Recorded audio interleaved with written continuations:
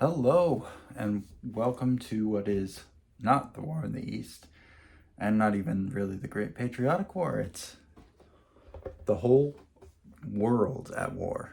And the reason that we're not warring in the East today is because my computer died. So it had a GPU failure, which for a 6+ year old computer is pretty much end of life.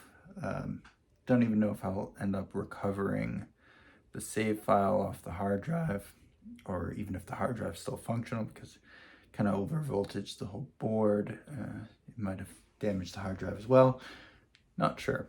Yeah, it wasn't the best computer in the world. It was just an Acer laptop, but I still loved it. I mean, it, was with me for quite a while, so I'm pretty sad about that, but I'm happy for the opportunity to share something a little different. I had been considering adding a second game onto the channel, especially as we got later and later into the war, just to mix things up so it didn't become quite so much of a grind for the viewer and for me having to do War in the East for eternity. But I am sad that I have to get it broken up. But this game is almost as big. It's not quite as low-level complicated, but it is still complicated. It's obviously a bit of a monster game. You can see here, this is taking up pretty much my whole dining room table, which is not small by any means. Each section of board is 22 by 34, and there are 4 sections. So this is actually only half of the game that we're going to be playing in this this version, simply because I don't have enough room to set up both boards at once. So I have to play the European theater or the Pacific theater. I can't play them both at the same time, which luckily the game allows you to play. So you can play the theaters separately. You can also play sections of the theater. For example, in the European theater, there's a scenario where you can just play Barbarossa, or just play North Africa, or just play the Battle of the Atlantic. If you are really limited on space and you just want to play the Battle of the Atlantic, there's nothing wrong with that. I mean, that's definitely the least space intensive. The most space intensive is obviously the full world at war. And actually there's an even more space intensive version, because there's 2 prequels to this game, which are A Gathering Storm and Storm in the Pacific, or something along those lines, which feed directly into this game. And this is all kind of built on the old school games, like Advanced Third Reich from the 70s and 80s, where they were big games, but they were all pretty high level, which is what this game is. These are, it's essentially division or core level. I think on the packaging it says division level, but it's a game that I got right before Christmas and just have been kind of hesitant to play, to be honest. It's been pretty intimidating. Yeah, so it says lands units at core or division level, air at air wings or squadron, or naval squadron level. And then for naval units, they're either individual capital ships or groups, squadrons of lighter ships, such as destroyers or cruisers. It is a complexity game. You can kind of see here, this would all be on GMT's website if you wanted to check it out. But you can see it's rated as high complexity and relatively medium solitaire adaptability, which is what we're going to be doing. We're going to be playing both sides. But I don't think that'll be a problem, as far as I can tell. I think it'll be more fun playing playing only one side, definitely more challenging. But I think we can still tell a good story playing both sides. Now, with that said, I do want to try my best to get through this game, not quickly, but with more rapid pace than War in the East. Now, the caveat that I don't know the rules, I've never played the game, and it's going to be a learning experience just like my War in the East playthrough, and I'm going to make mistakes. I'm going to be having to learn as we go, so it's going to be a big learning experience. You can see that the contents of the game are pretty massive.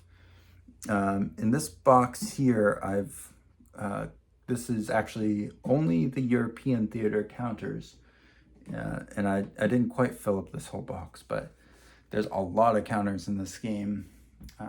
Because it has the naval aspect and the air aspect, it kind of triples the number of counters from a normal land-based game. It does come with a counter holder, and it comes with a lot of player guides, player aids, a whole stack of them. So it has that going for it, at least, and these are all on cardstock, so a little heavier duty. There are some adaptations you can use to make the game play more historically, which I'm not sure if we're going to be using or not. That kind of remains to be seen. But we're definitely using the historical start because we didn't play Gathering Storm or the Pacific one. I forgot what it's called.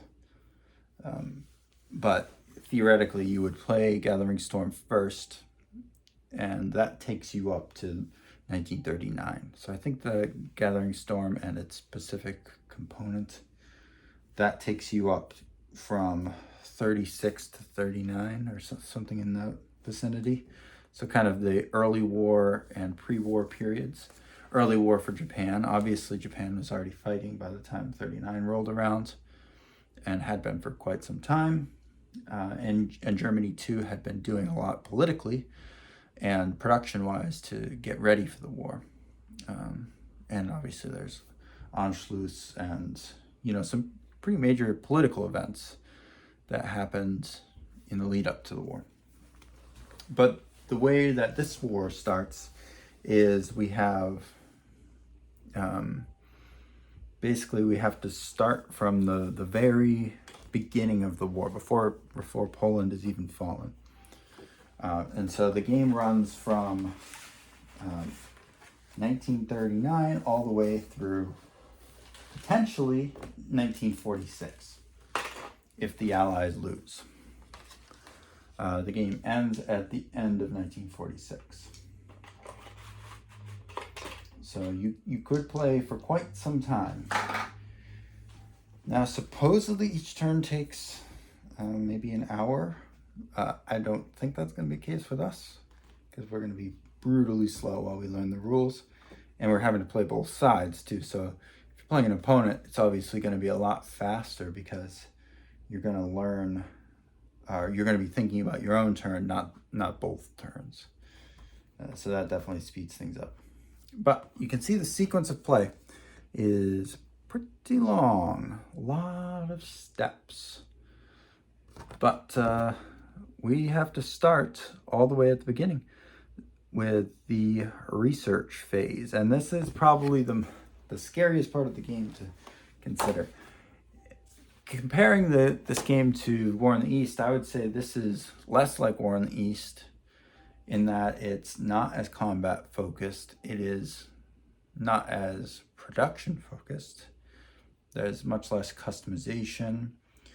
I would actually consider it more similar to a game like Hearts of Iron, because it has a bigger political component. And even more like Crusader Kings, perhaps, because theoretically the political component could be a more important part of the game if you're playing multiplayer. If you just play relatively historical, it does play more like Hearts of Iron, I think. That's kind of why I bought it. I wanted a physical copy of Hearts of Iron, basically. Because that's a game I absolutely love. But if you're interested in that kind of thing, this game might be for you. It's obviously a very expensive game. But if you're into board gaming, that's kind of par for the course. So without further ado, I'm gonna try to crack straight into it and see where we get. So in the research phase, the Axis and the Allies both announce and make research die rolls. So step one, we got to figure out what a research die roll looks like and what are we trying to research. So it comes with a packet of research and diplomacy tables, which you have to look at. First, we're going to be from the point of view of the Axis. So in general, we want to roll a 2d6, I think, for all of these rolls. And we just have to announce what we're attempting to research. There are quite a few different projects you can take on. Kind of a research tree, because you could see each tier has different effects. So like if you're just doing general research, you get a +1, +2, +3, +4, +5, +6, and then eventually a breakthrough. So when it comes to all of the different projects, they all kind of work like that. So you're just trying to push it along.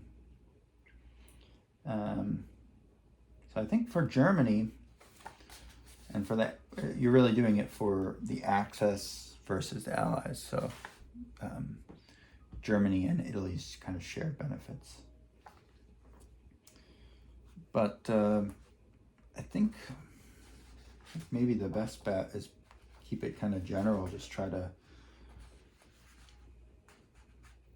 although air range would be very nice, because by default our air range is only 4, which is going to be a problem in Russia, I imagine, because in order to support the front, we have to put down extra air bases. And if you look at the map here, let me see if I can just take this off for a second. So like I was saying, if you look at the map here, you can see that there's a lot of space here, just like we learned from War in the East, where there are no air bases at all.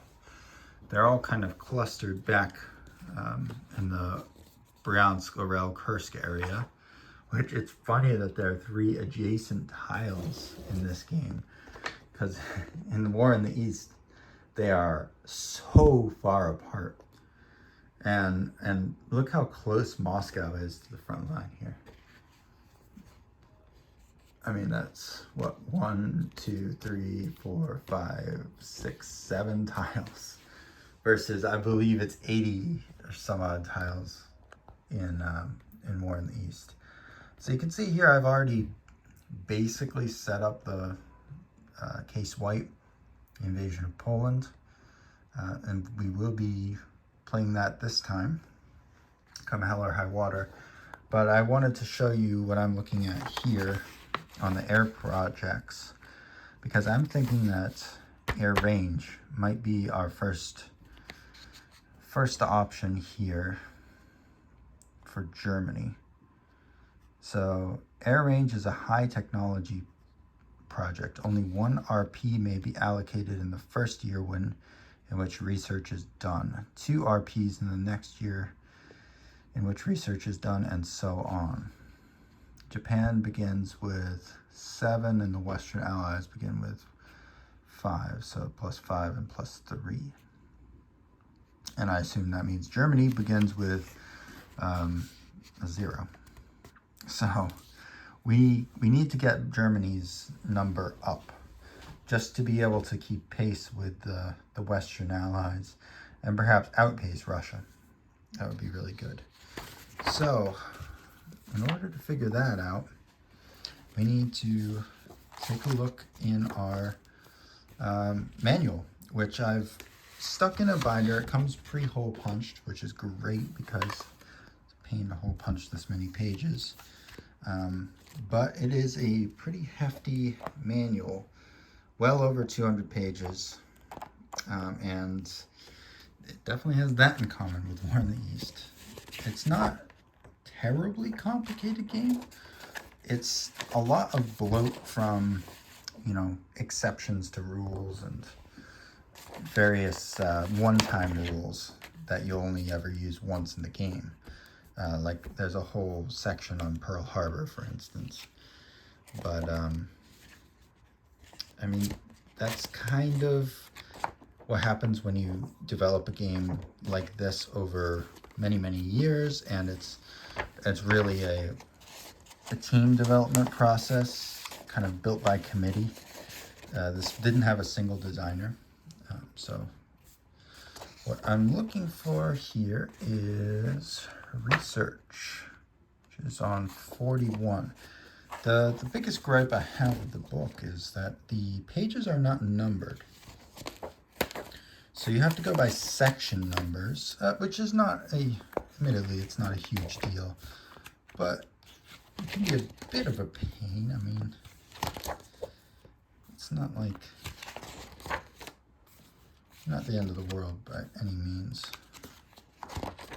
All right, so research and intelligence, here we are. So here we're looking for how many research points we have here. For Germany, we have 8. For Italy, we have 2. So we've got 10 to spend altogether. And we can only spend 1 on our air research. There's some rules about how they grow, but we don't really care about that yet. Allocation of RPs, so this is what we're interested in here. Restrictions may be allocated to projects set out in the research and production tables as indicated, subject to the following restrictions. No more than half of an alliance faction's allotted RPs may be placed in a single category.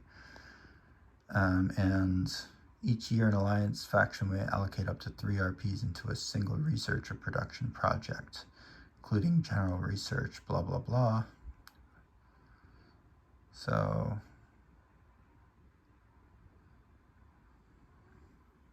I guess that's RPs per turn, I assume.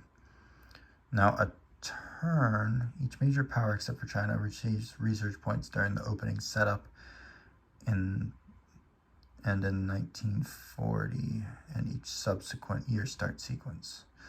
Oh, okay, so you only get them once a year, so you can spend them however you want, but you only get them once a year.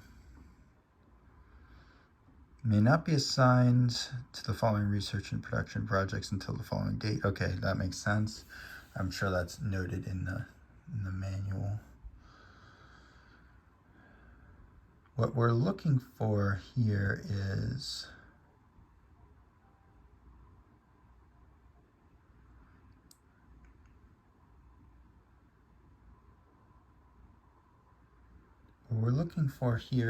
a code name. Must assign a code name to each research project.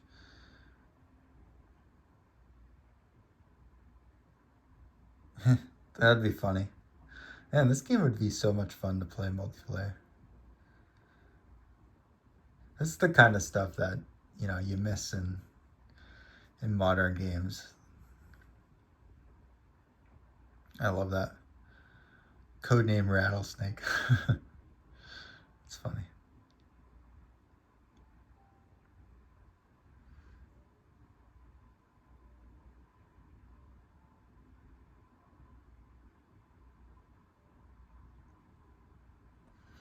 Yeah, so I think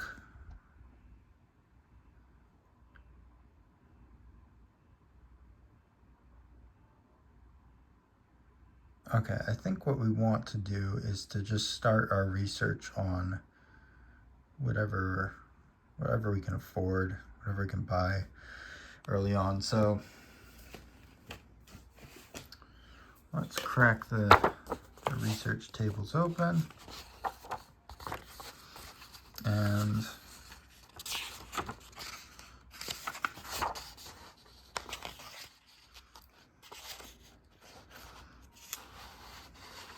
we probably want to focus on production projects.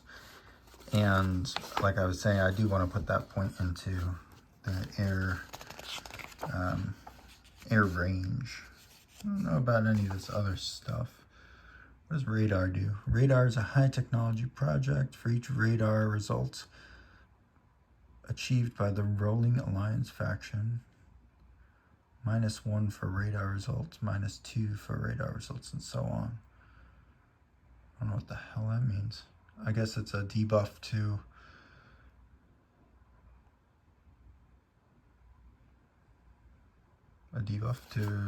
air attacks, I assume. Not sure. There's some nuclear stuff, some intelligence stuff. Not sure how much we're gonna do intelligence-wise, but I'll try it a little bit. But there's a lot. Okay, so that's the end of the research. Partisan research. Ooh. Yeah, so unlike War in the East 2, this game and obviously older versions of War in the East have partisans that actually go on the map. So that's a bit of a difference. And then we've got the diplomacy points, but I'm thinking for us, we want to do air range. So I assume it's just one die roll per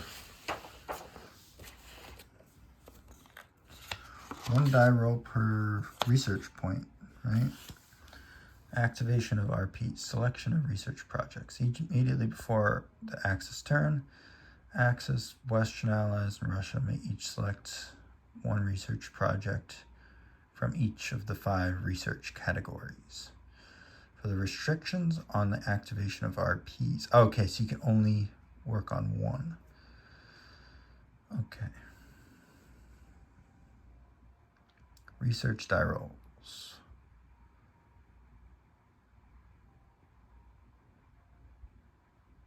Axis make their research die rolls first. All research die rolls are simultaneous, so one research result doesn't affect another until the following turn. That makes sense. I mean, why would you have it any other way? Whenever the research rules refer to die rolls, the rolling player rolls 3 die and disregards the highest and the lowest results. The remaining die roll is used to determine what level of research result is achieved. So wait, then how the hell could you get higher than a 6? Why do they even have higher numbers? Is that something to do with general research?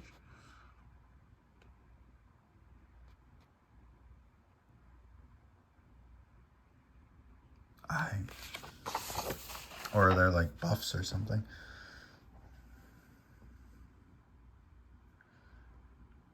Research die rolls. Whenever the research blah blah blah. Following modifiers are applied to the die roll, and the resulting numbers used to determine the research results choose. +1 for each unused RP in the project. +1 for each breakthrough. And then plus or minus any modifier from the previous research result for the project, as indicated by a number in square brackets at the end of the research result. Neato. Okay.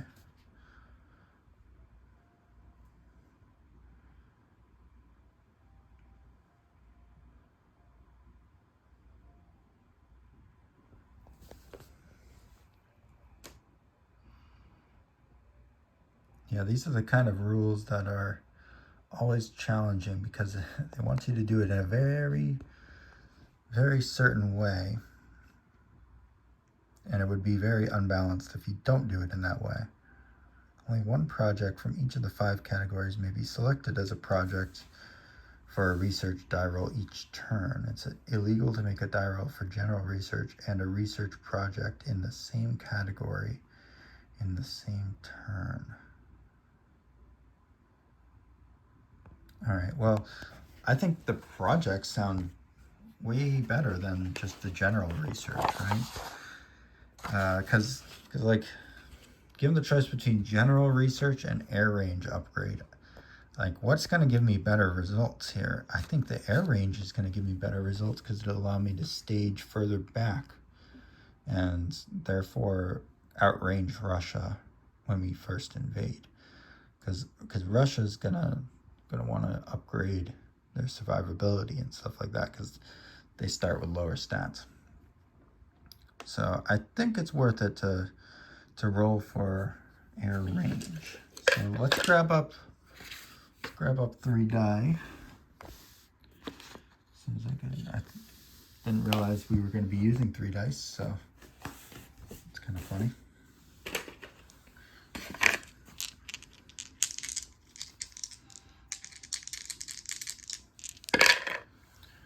Okay, so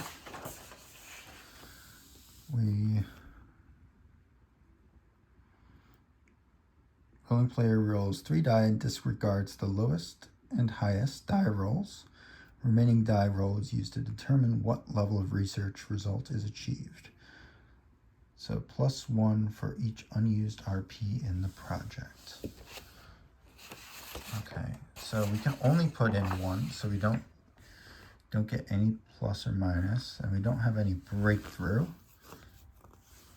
So that means we get a +2.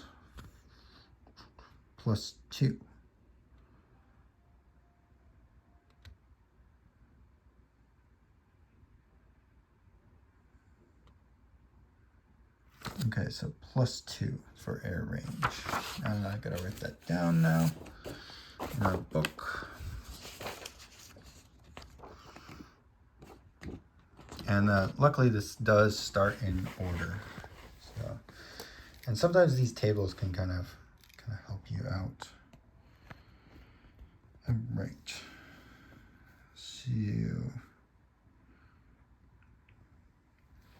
So air range. What's our code name for air range?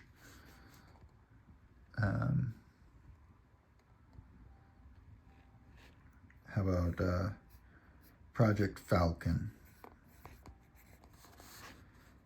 Oh, shoot. Okay, so that's actually forbidden until 1943, I think. Oops. Oh, wait. I was writing it in the Jets category. My bad. It's hard to hold the camera and read what you're writing at the same time. All right, so sorry. Air range is Project Falcon, and we get a +2.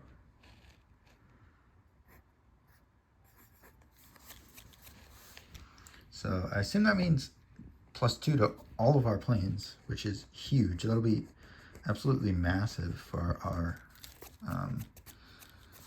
early campaigns, because it'll let us switch our focuses more quickly, because we're going to be needing to spread out very fast, and our air power is very important for that.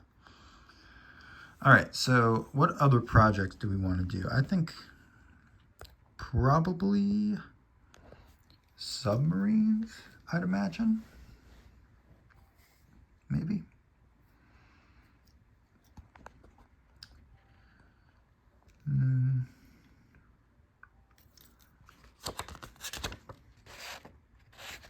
What are our other options here? Military production. Those are all kind of grayed out. Fortifications are grayed out. We got a lot of stuff grayed out early on here. We could do military training.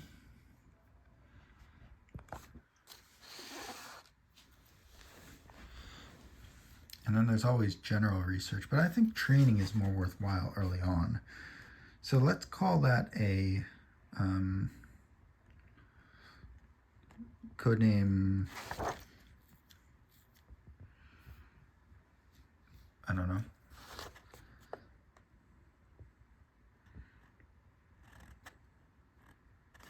Codename KS for Kriegspiel. And we'll make that roll.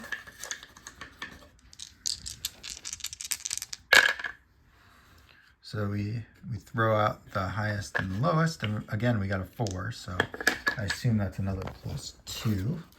Let's just check it real quick.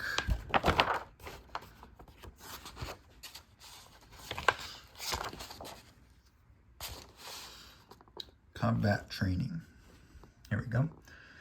The Western Allies may not roll for combat training level research until the year after Americans enter the war, or 1943, whichever is earlier. So the minus number is for the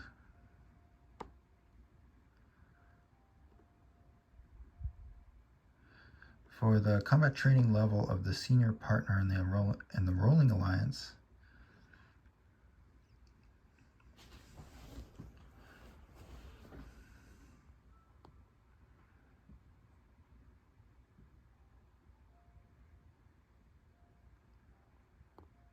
Okay, so we started with a -2 basically for our alliance, and by rolling a 4 we get back to 0. So that means we're starting off with a 0 for our training level, which is great. Well, it's better anyways. Sorry if this is kind of a herky-jerky. I was planning to use the tripod a little bit more, but you can't really see too much, especially when we're doing these charts. So then this whole box will end up equaling 0, which I'll just write down there so I remember it. Okay, so by doing this training, this forbids us from doing general research. So we won't be doing any general research, but I think that was a good one to roll, just because it was -2. And I think we want to roll, here as well. Although I'm not sure if this one forbids us. That's what's a little bit unclear in the rules. 1 category per turn, only 1 research product. Each of the 5 categories done per turn. Okay, so I might have to wait until spring to do that.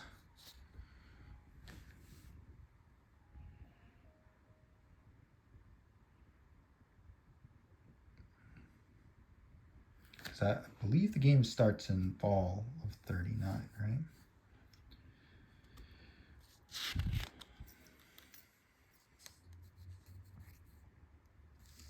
All right, so are there any others that we can do? We could do naval nationality DRM. Let's see what that looks like.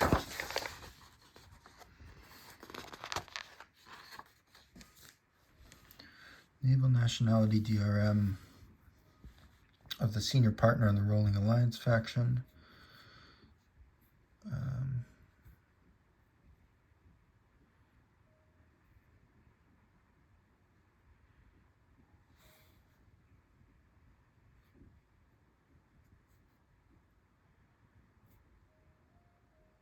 All right, well, screw it. Let's just roll it.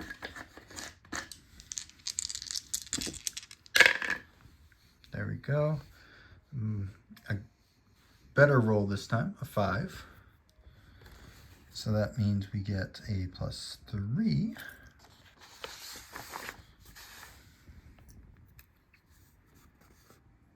So that means we have an overall of a +1. And this will be code name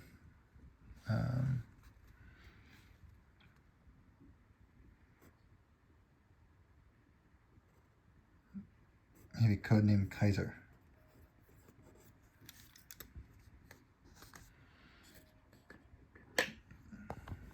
Let's say the Navy is still feels bad about betraying the Kaiser.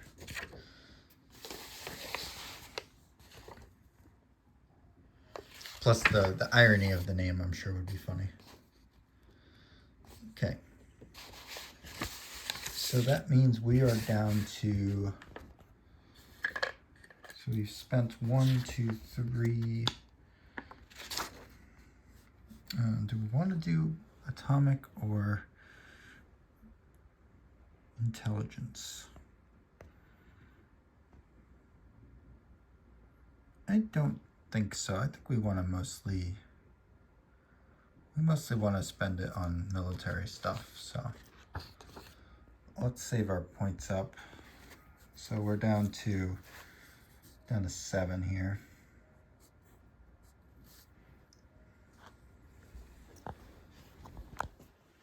All right. Cool. Now for the Allied. We're not going to do the Japanese because they're not in this war. So now we do the Western Allied. And we'll roll the same basic stuff for them, except I think we'll do the air nationality DRM here. So we got 5. So that's a +3.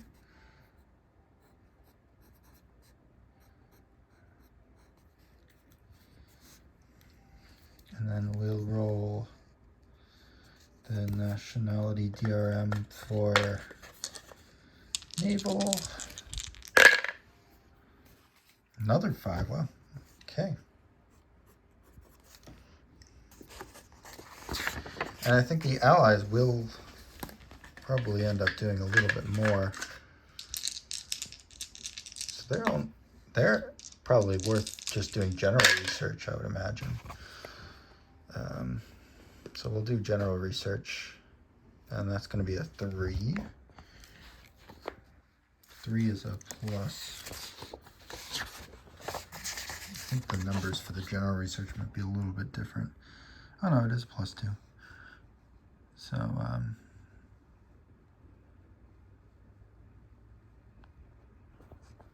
yeah, so plus, oh, where did I go? +2 into this category.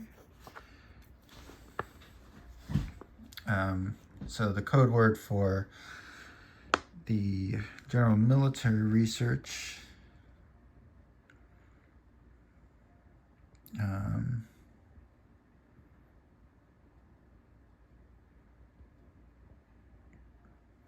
how about Project Remember?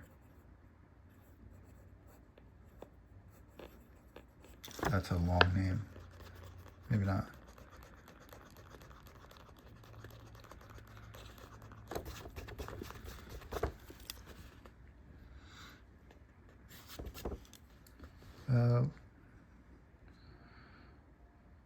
Let me think of a good.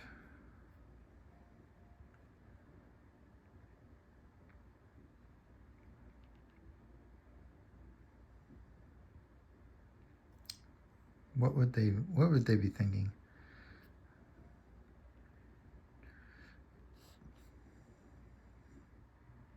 How about Project Entente?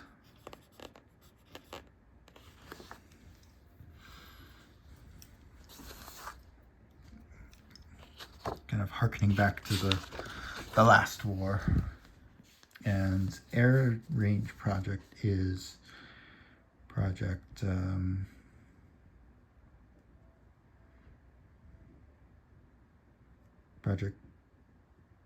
oh wait, this is just air nationality.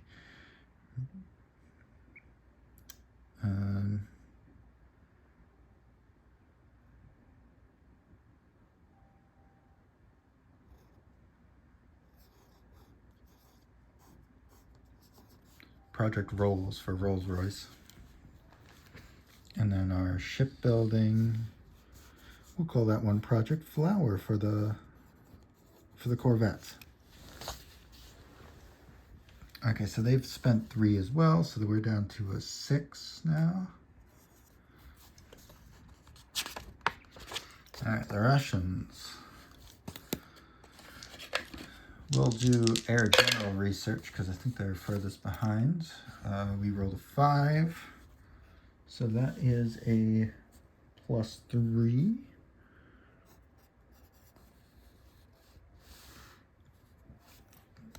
And we will also do some military general research. We rolled a 2, that's only a +1. And the air project is, we'll call it PVO, so air defense. And for military, we'll call it Red Army.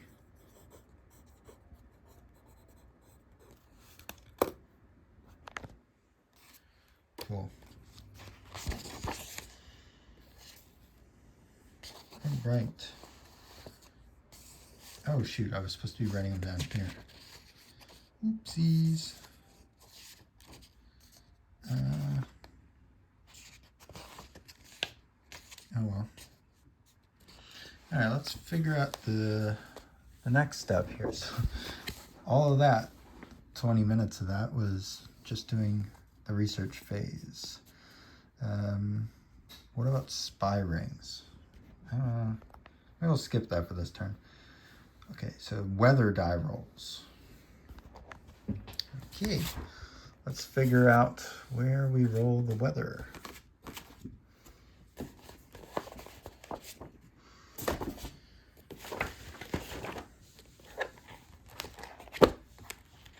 And I promise that this will get less brutal as we go on. This is literally the first time I've opened this game, so it's going to be kind of brutal. Where is weather?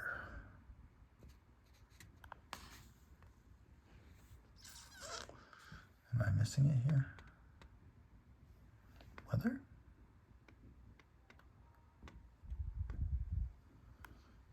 Am I just completely blind? Oh, logistics 34. Is that the only place where it says weather?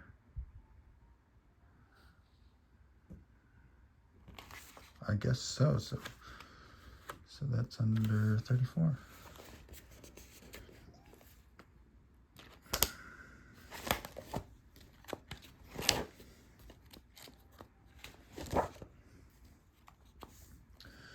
For weather, different types of weather. 4 types of weather: clear, mud, winter, and monsoon. Weather effects. All areas of the map board have clear weather unless subject to mud, winter, or monsoons. There are no clear weather effects. Full offensives prohibited in mud. Okay, so where do you roll bloody things?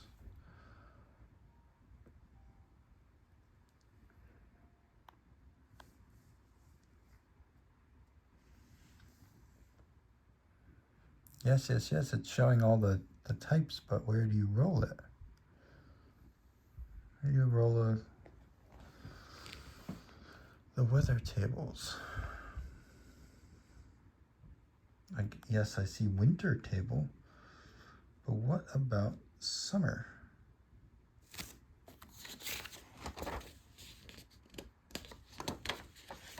Okay.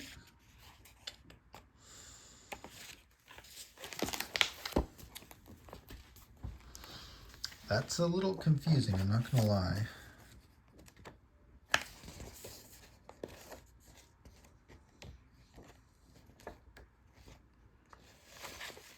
I'm gonna read it in the in-game sequence of play thing here.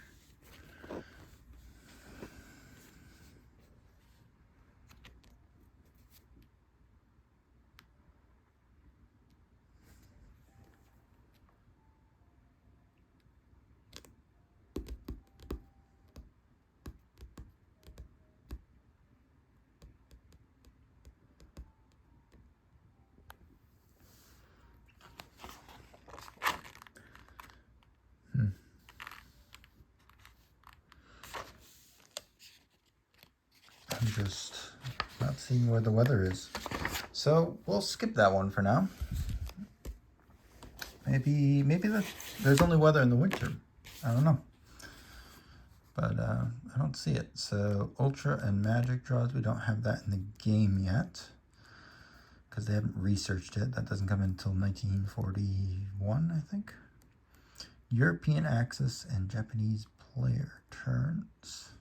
Okay, so now we're finally on our turn. Turn 1, diplomatic phase.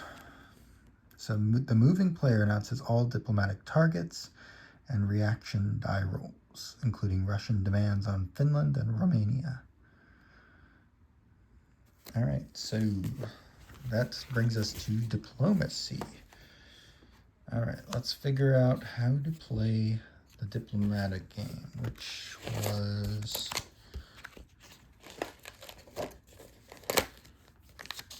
right past where we were, I think.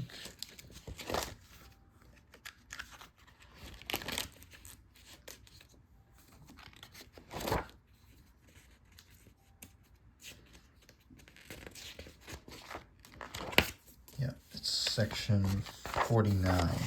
That's where it starts. All right, here we go. So, diplomacy points during the setup.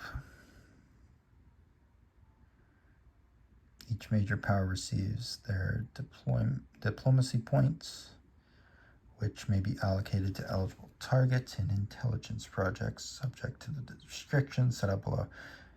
The basic allotments of diplomatic points are Germany and Britain and Russia all get 3, Italy and France get 2, US gets 1. So during the opening setup, no additional diplomatic points are received for BRP levels. Okay, so we don't have anything to worry about there.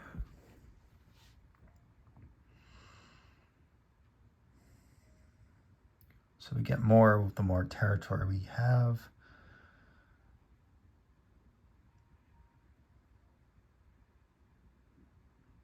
Very good.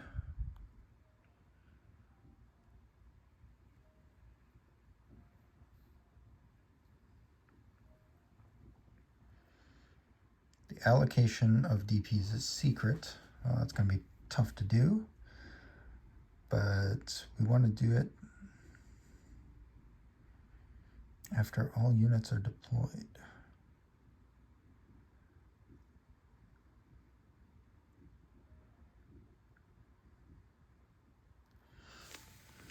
I guess I'm just trying to figure out exactly what the hell a diplomatic point actually is and what it does.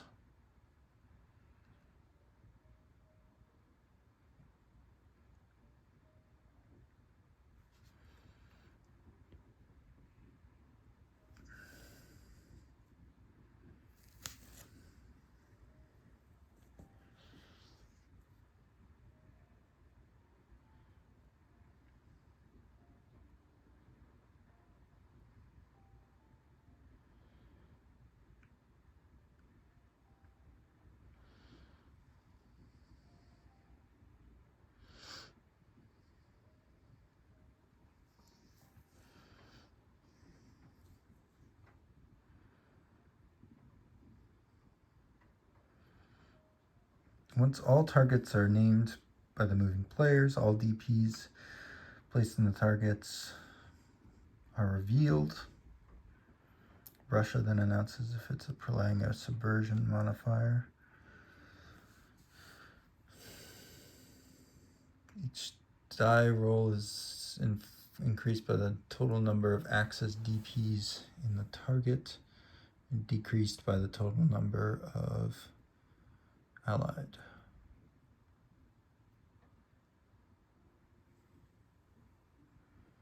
Jesus, why are these rolls so damn long?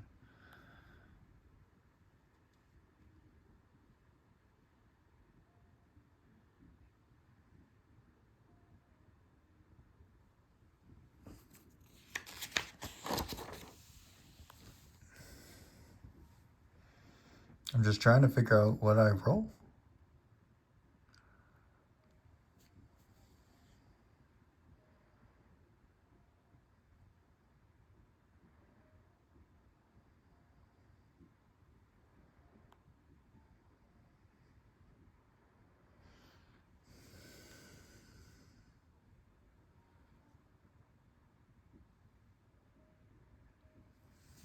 Well, maybe it'll make more sense when we look at the record sheet. Not entirely sure here.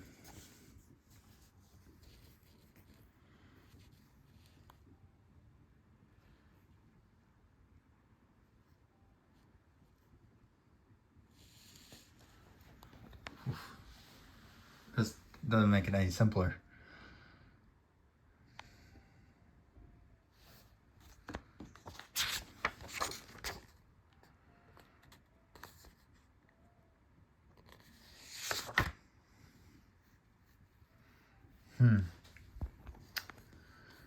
Okay.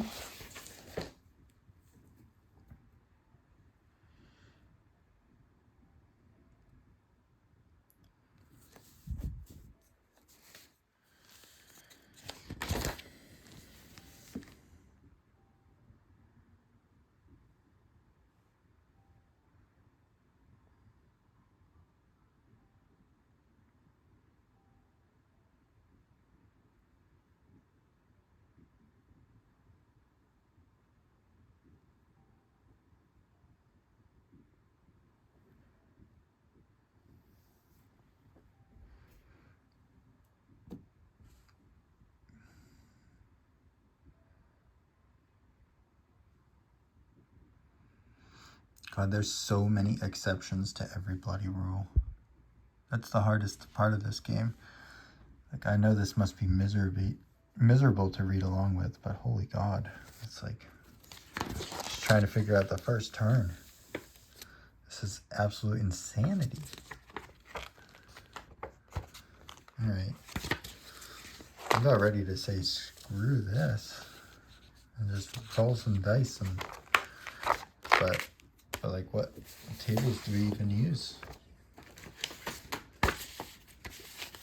Maybe it'll make more sense in here. All right, so we've got 3 points, right?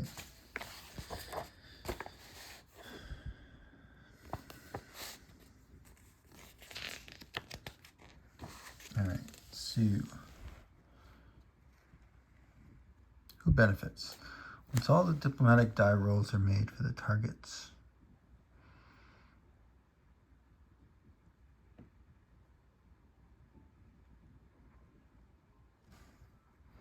So I mean, I guess the basic result we're trying to get is a permanent star next to them.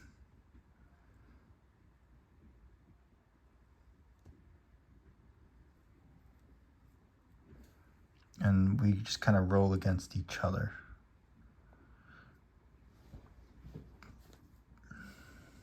Oh, okay, so some of them already pushed.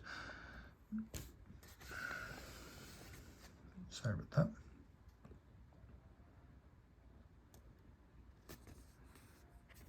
that. Okay, so that's what we're trying to do. We're trying to get them up to the star level.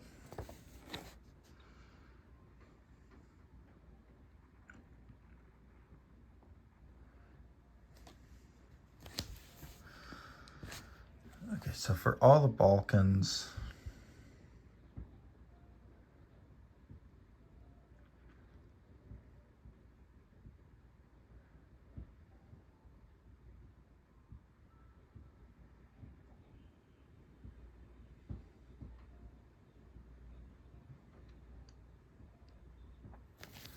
we want to get them up to a 10, basically. All right, well, let's just start with the guys who are already closest. So we got 3 points, right? We can roll 3 times. What are the mechanics of actually rolling? That's what I don't bloody know.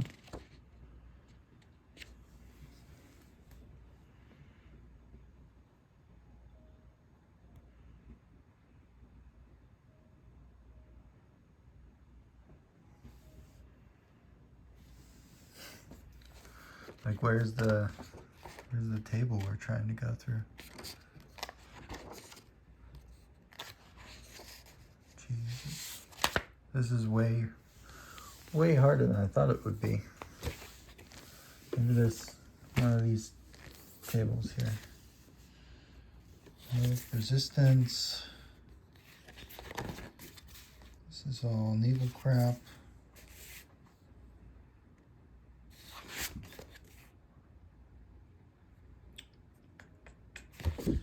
That's no good. There's another blue one over here, but I think that's naval stuff too. Pearl Harbor and strategic warfare, so none of that's gonna do us any good. Oh boy.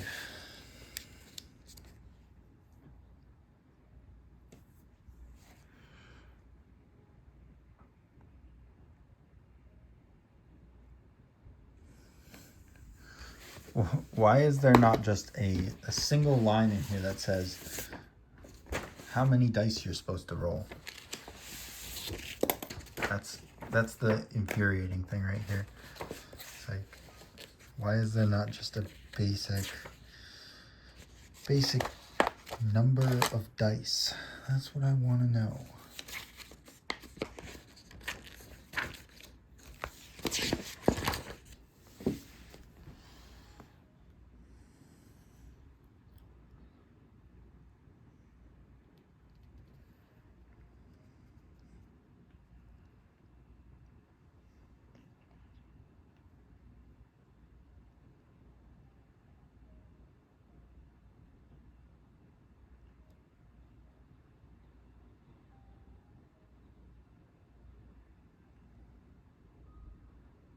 Oh, there we go.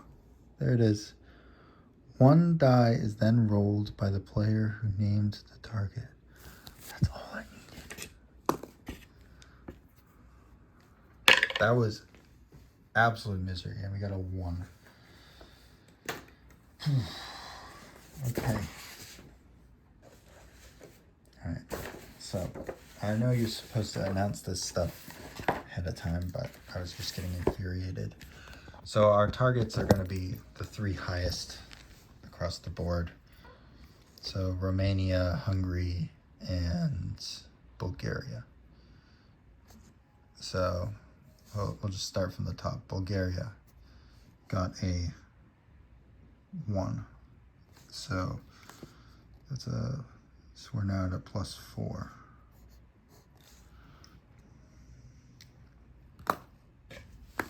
All right, let's roll again. A 2. So Hungary got a +2. So they're up to a 7. Another 2. So we're up to a 6 for Romania.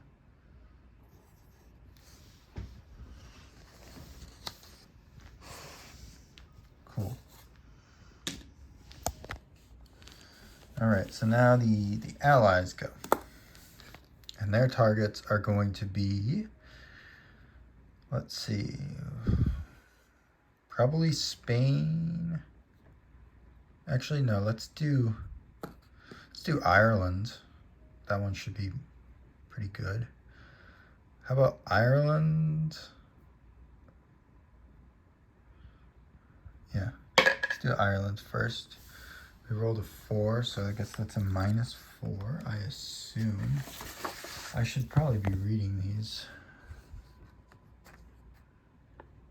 There's not really a table here though, so. But basically I think allies are minus and Axis is plus. I think it's just the value of the die roll. Okay, so how many did the allies get? Oh, Germany only got 3, but we also get 2 from Italy. So Italy can do 2 more. So I should have done that. France gets 2, Britain gets 3, and the US gets 1 for each tension level, but our tension level is at 0, and then Russia gets 3. Okay. All right, so we have got 2 more to roll. So we're gonna roll, I guess 1 on Yugo, and maybe 1 on Greece. Oh my God, that was terrible. So that'll be the Yugoslavia one. So do another +1, and then 1 on Greece. Oh my god. The axe is not doing so hot here. +1, okay.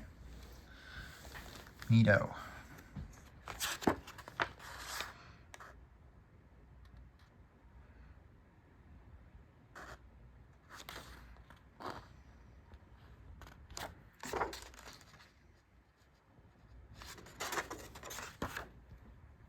Okay, so now the Allies get to go, and like I said, they have 5, and then Russia has 3.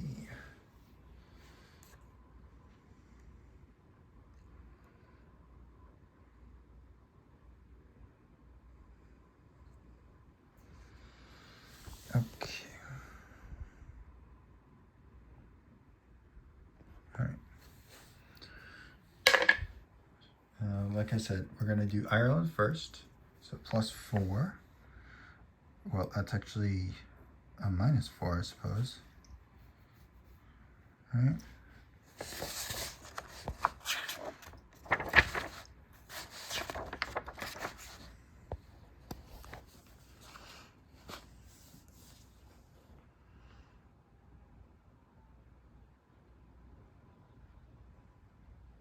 Okay, so 3 to 4. Any pro-access effect is negated. That's pretty good for us. And then we'll roll for Greece as well. 2 on Greece. So that's a -2 there. So that brings us back to an overall of 0.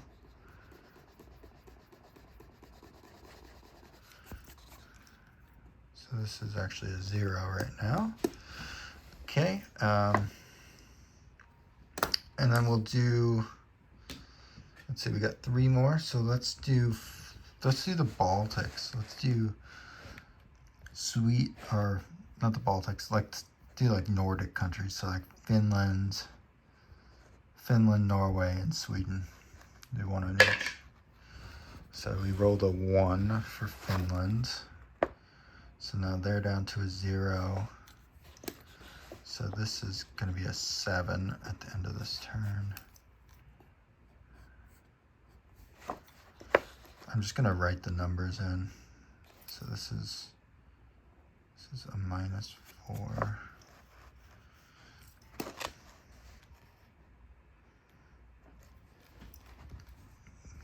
Okay.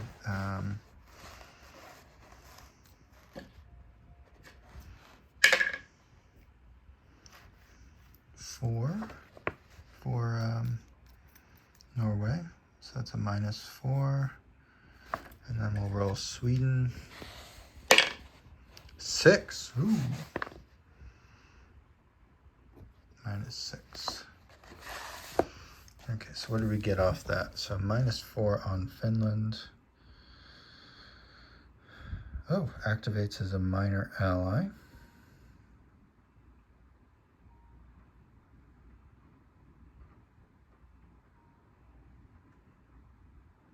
And we get 5 BRPs from Finland.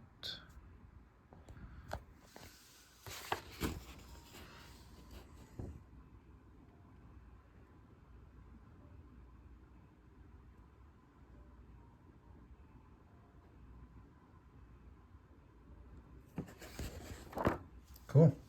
So we're allied with Finland now. The Allies are allied with Finland. So we'll have to figure out what implications that has.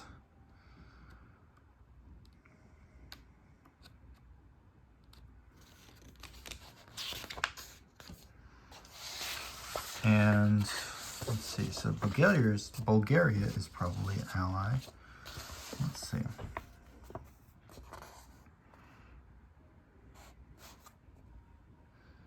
So 7, access receive 5 BRPs from the minor country. 8, they gain control of their hexes. 9, they're associated, and 10, they're allied. Okay, so let's just write down the final numbers here. So we're at a 0, So 7, 0, 0,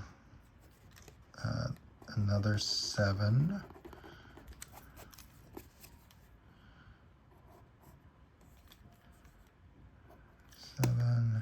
Minus 4, minus 4, 6.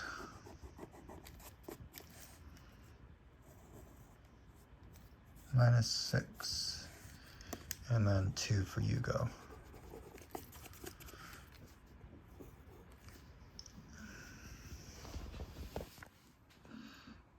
Okay. So that's the diplomacy done here.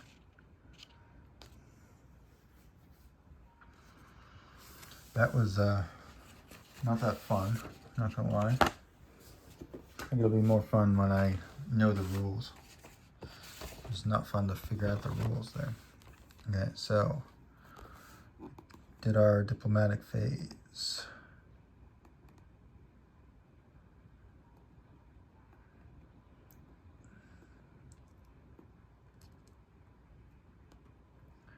Russia's targets a selected diplomatic. Oh, we forgot to do Russia.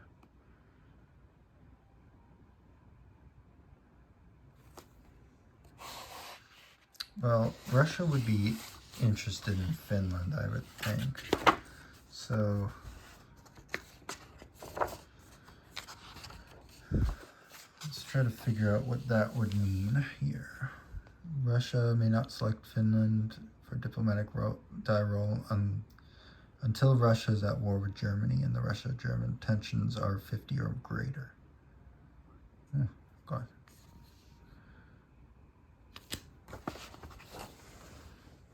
Well, then let's just roll Russia for something random then.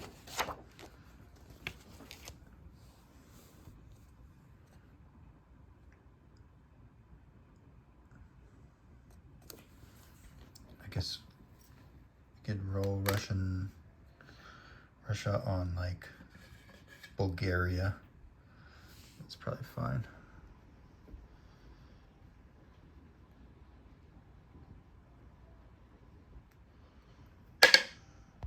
One.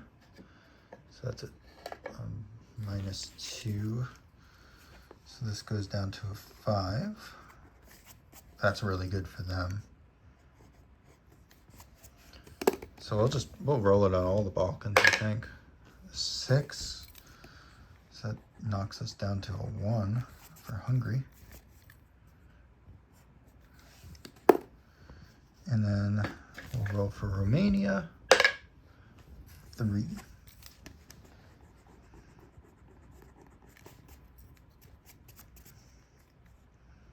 So that takes us down to a 3. Okay, so we've got a couple minor allies, but nothing really huge and earth-shattering here. Okay, so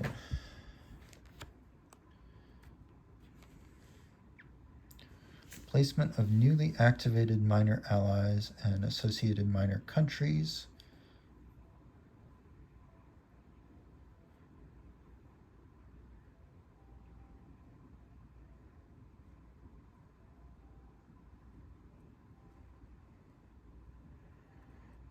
And then die roll to determine the effective U.S. tension levels on the allied turn. Don't have to do that yet. Oil and BRP adjustments. Newly produced oil counters on oil centers, which we don't have as the axis, so we don't have to worry about that. Declarations of war.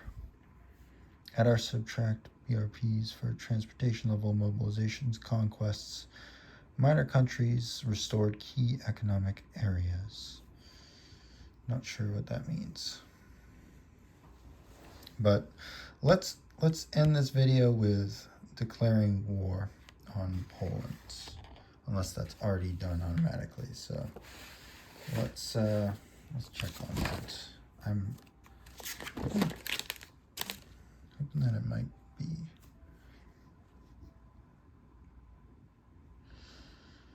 Declarations of war, blah, blah, blah.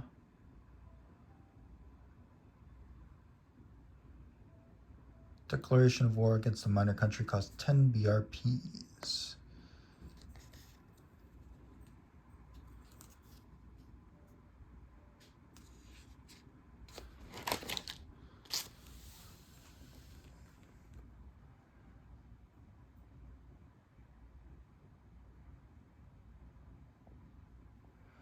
Okay, so I think the way that the war starts is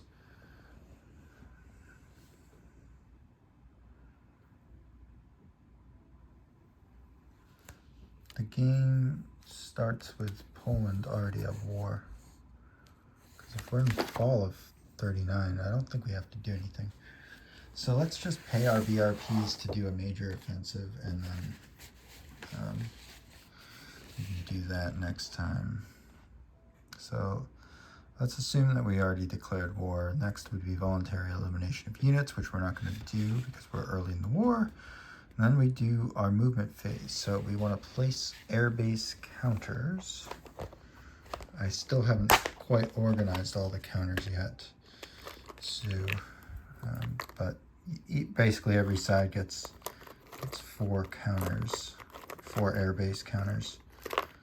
And that's what, obviously they just look like little air bases. So I already started those deployments here, but we're basically gonna put an air base on a couple little areas here.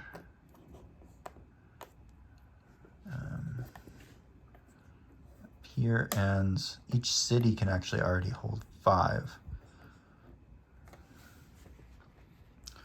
And then the airbase counter itself can also hold 5. So by stacking them, you could theoretically stack to 10 if you wanted to, but I don't really want to this turn. I just want to move them up there so I don't forget about them. Okay, so now we do staging of air units, which we already staged our air units. Attacker announces, then resolves counter air missions.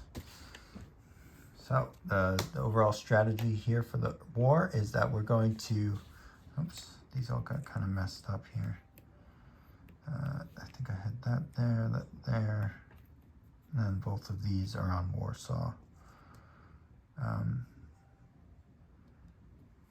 No, I didn't mention this, but the way I have this set up, I actually magnetized the, and this was recommended by GMT's website, to magnetize the counters so that you could play on a whiteboard, and then the counters will just, stick to the board, and you could theoretically hang it up on a wall. Problem is I didn't buy a big enough whiteboard, so I'll need to do that next time. Looking definitely to expand the whiteboard, but you can then stick the counters to each other as well, although there's some issues with polarity depending on how you tape the magnetic tape on, so it doesn't always stack all that well. And in fact, I kind of regret doing it overall. I put a lot of time into doing it, but the benefits are not really there. I think I would, if I were gonna buy the game again, I would not bother with it. I would just clip them and then play. But our counter air mission, we're now on to the part of the game where it's basically like War in the East. So air factors are either 1, 2, 3, 4, or 5. I think 5 is the most you can have. And the leftmost number represents the strength of the air factor, and the rightmost number represents the distance that it can move in hexes. So by default in Europe, everything moves 4, but we researched an extra +2. So Germany can actually move 6 in Europe. So that's nice. So we're going to attempt to attack these 2 air factors here. And the way counter air works is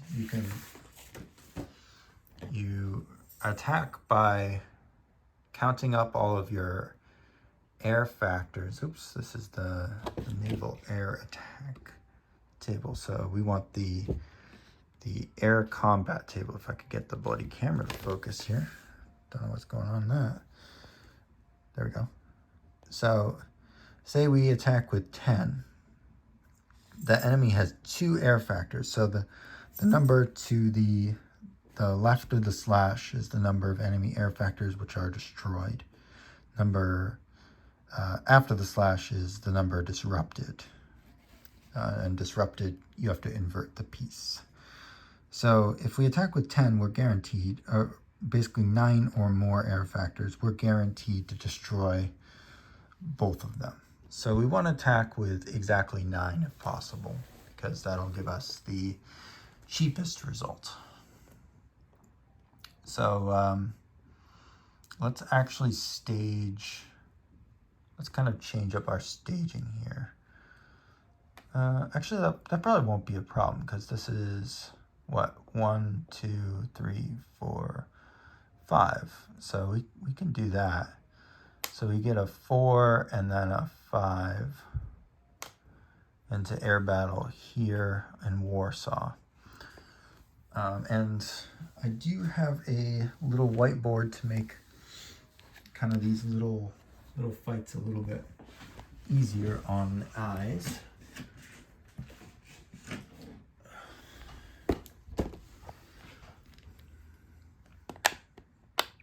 Just so we know what we're looking at here. Just trying to think of ways that we could present this.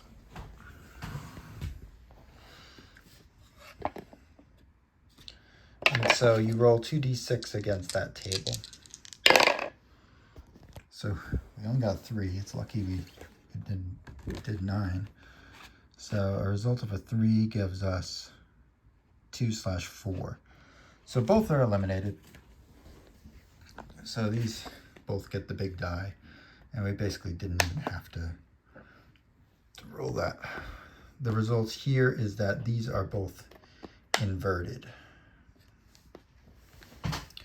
And then they return to their air bases.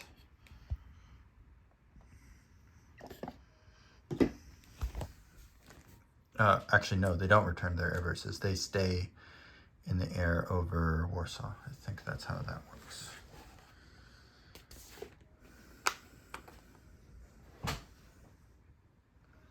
Okay, but these guys go back to the pool now.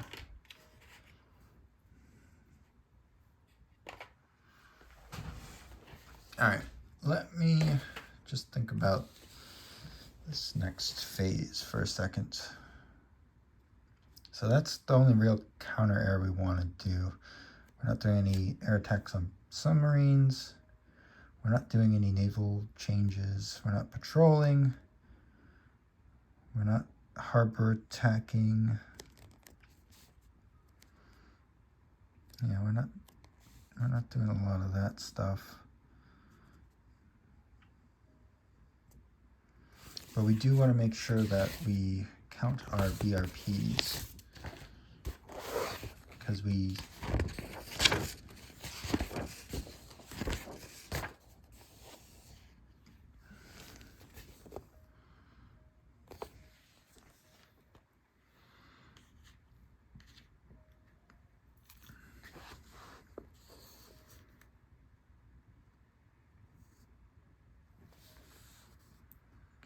okay, so declarations of war. So we have -10 from that because we declared war on Poland.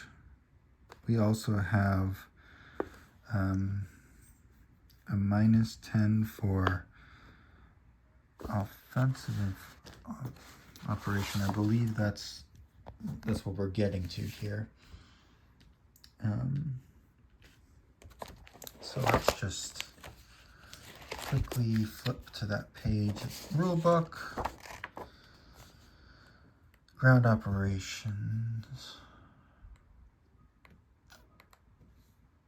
I think that's what we want to do. So number 10.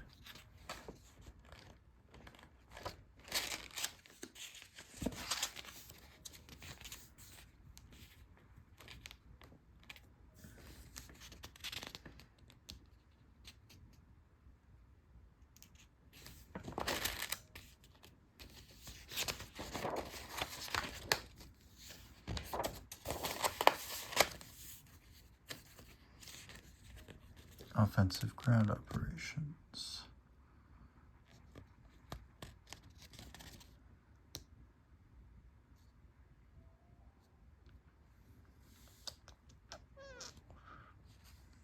That's not very helpful. Okay, full offensive. Spend 15 or more BRPs. And we have to spend 1 BRP for each ground factor, including partisans. 1 BRP for each army air factor. And you max out at 15. So we're probably going to exceed that easily. So we've already spent 9, right? So this is just kind of back of the napkin here. I guess we're calling this the East. So we're at 9 right now. Okay, and we need to just spend 6 more. I mean, that's easy. That's like 2 units. So we're easily going to spend 15. So let's just write in 15.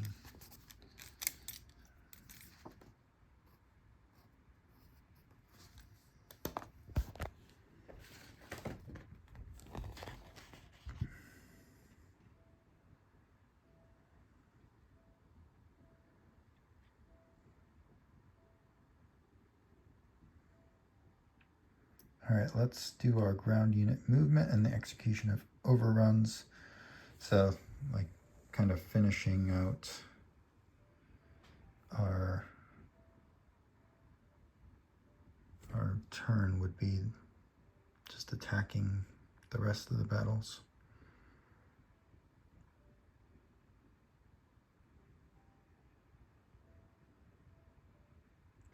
But I think we will do that next time. It took us so long to get through the basics of our turn that we really didn't get to all that much. And I mean, this video is gonna end up being kind of long. I'm gonna have to cut some stuff out, but hopefully you enjoyed this introduction into A World at War. It'll get easier. This was definitely a painful episode. Not just for you, but for me. So I'm hoping that next time we can get into a little bit more fun and actually have some combat. And I will probably end up deploying the French next time as well, because we didn't do that yet. So the board will start looking more and more interesting. We'll kill off Poland, and then we'll get into the rest of the war. So eventually I'll get quick at this game, but at least we resolved the air combat, and we got one little minor battle in there. All right, until next time, hopefully we'll see you back here, and eventually we'll get back to the war in the East. See ya.